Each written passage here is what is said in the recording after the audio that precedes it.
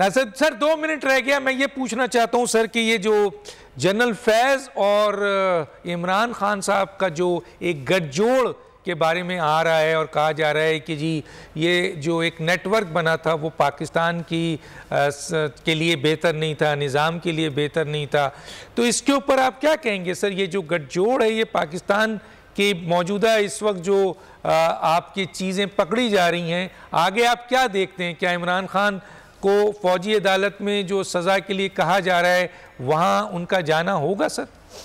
देखिए, मैं समझता हूँ कि इस जो तमाम इंकशाफात हो रहे हैं, इनसे जो एक बहुत ख़तरनाक पहलू सामने आ रहा है वो ये है कि पाकिस्तान में पहली दफ़ा पाकिस्तान के सलामती के इदारे फ़ौज के अंदर इंतशार और बगावत का एक मंसूबा बनाया गया।